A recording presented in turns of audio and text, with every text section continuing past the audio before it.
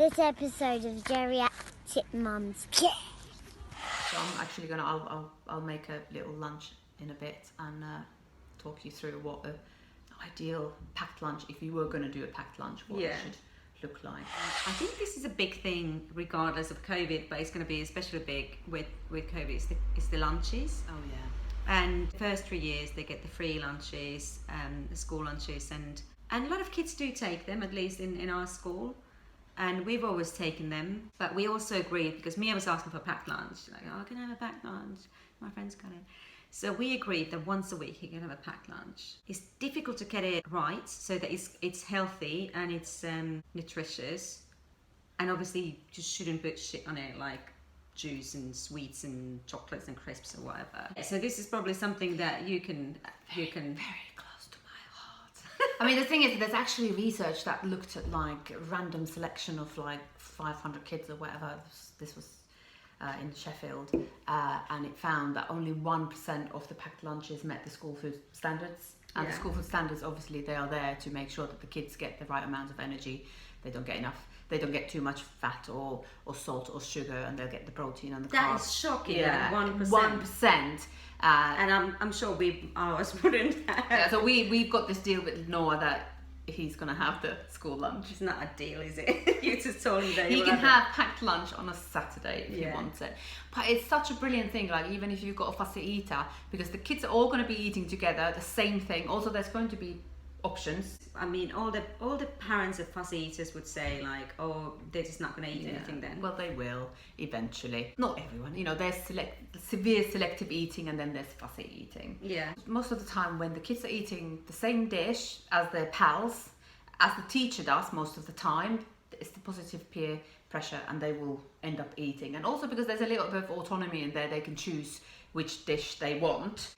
Then when they've picked it themselves, they're more likely to eat it. So it's really worth persevering. I mean, I think also with the packed lunch it's difficult because they don't have a fridge, I don't think, where to keep it. So you can't put like chicken on it or something to make it like, you know, like that. to make it kind of to have enough protein on it. I think the protein is the thing that I'm struggling, and obviously also for like only doing a packed lunch once a week, we did forget once to give lunch.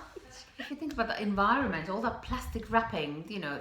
It's horrible. Yeah, I mean, we know parents are busy. You go on the lunch aisle, lunchbox aisle in whatever supermarket you go in, and everything is in packs, you know, plastic, wrapped in plastic, and you go boom, boom, boom, boom, and then you have in the morning you go boom, boom, boom, boom into the lunchbox, and it ends up being the same thing every day, and it's expensive. You know, you might think it's not, but it really is false economy. But if somebody's doing a packed lunch, what would you say? Like, what's your kind of tips on what to put on it? You know, not like Christmas tree shaped lemons, melons. Yeah. No. Sandwich is good, but you can't have a sandwich every day. You know, at this age, most like when they're young. do. Yeah, but then, you know, what kind of packed lunches did those grown-ups have?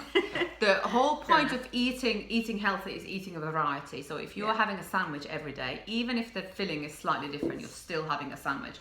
And then another reason why I'm not a big fan of packed lunches is because kids swap things. So then you can't, especially these COVID times, you know, that could be really bad. But also allergies. If you have a school lunch, the school will know the allergies, so they're going to not give anything to the kid that has got allergies, that has got allergens in it. But with lunch boxes, there's a bit of, you know, who's monitoring that. And to be honest, we've done, this is probably a bit bad, but what we've said to me when he keeps asking, like, oh, my friend's got a packed lunch, and we're like, oh, but they're just a bit babyish, they're just really fussy, and you're a big boy, so you get to eat the school lunch. So for now, it's probably not going to work for long. So I'm actually I'll make a little lunch in a bit and talk you through what an ideal packed lunch, if you were going to do a packed lunch, what you should.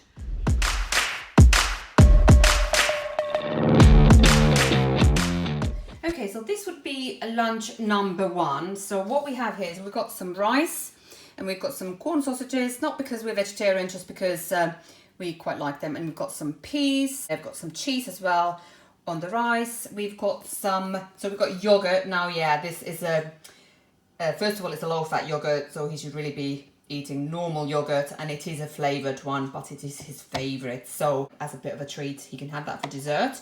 We've also got some cornflakes and a dried apricots in here. He likes to make a mess basically and put the cornflakes into the yogurt. We've got a banana here as well. So we've got our fruit and veg in there as well. We've got the carbs, we've got the cornflakes, and we've got the rice. We've got some protein there because of the sausages, and the peas are actually very high in protein as well.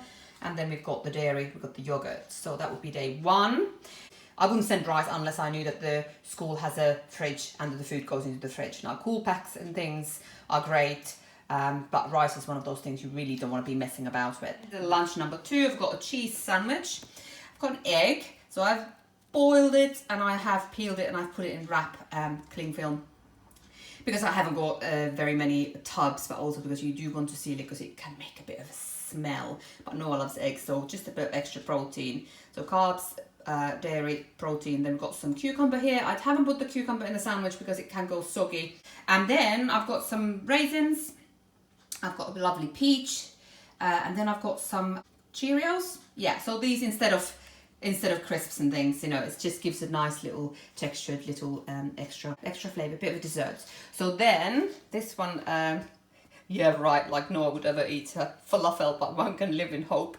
So here we've got like a assemble lunch. So we've got the pita breads, and I've toasted them, and then when I toast them I put a spoon in the middle so that they kind of open so that it's easier to stuff the bits in. Got some hummus and some falafel, so that would be the protein. I got loads of different types of vegetables in here that he all likes. Got some cheese for dairy, nice plum for dessert, as well as these fruit and seed oat cakes. We sometimes have these. Noah really likes them. They're quite sweet, but they are sort of healthier biscuit if there ever was one. Now this one, very proud of this. Required some proper cooking, so I've got some pasta with tuna and some cheese on top. So there's a bit of dairy, there's protein, there's carbs.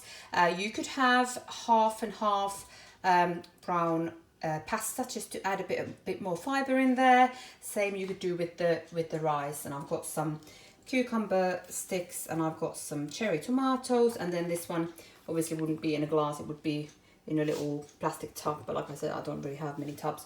So this one's just got some natural yogurt and some blueberries. And I've actually put the blueberries in frozen because then that helps to keep the lunch cool as well. But this would be probably Noah's favourite. So we've got like a little wrap with some cucumber and some ham and some cream cheese. So there's protein, a little bit of dairy there as well, and carbs.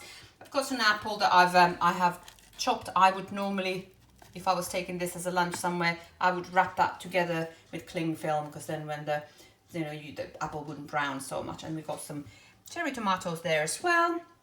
I've got some yogurt. So this is blueberry yogurt or skyr that we like in our house. And we've got some lovely little banana chips that are unsweetened ones, because once again he could put them into his yogurt, or he could dip the yogurt, dip the banana crisps in there, and that's quite an exciting thing to do for lunch.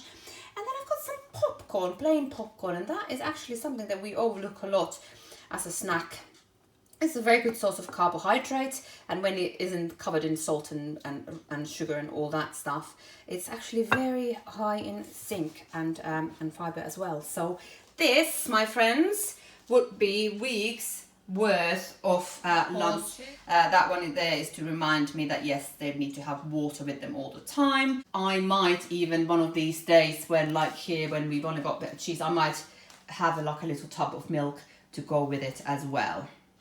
So here was a little selection of lunches, and I can tell you it was quite hard work, and it's hard work coming up with different ideas to put every day. On top of this, you could have like a couscous salad, you could add some cooked chicken, you could have something with boiled potatoes, you know, chopped up, but definitely hard work. And if your child is eligible for free school meals, please take them up, because the more of us take the school meal, the more money the school gets and better the food gets at schools. Yeah, so that's all from me from the test kitchen here at the Geriatric Mums headquarters. So thank you very much. This is Geriatric Mums signing out.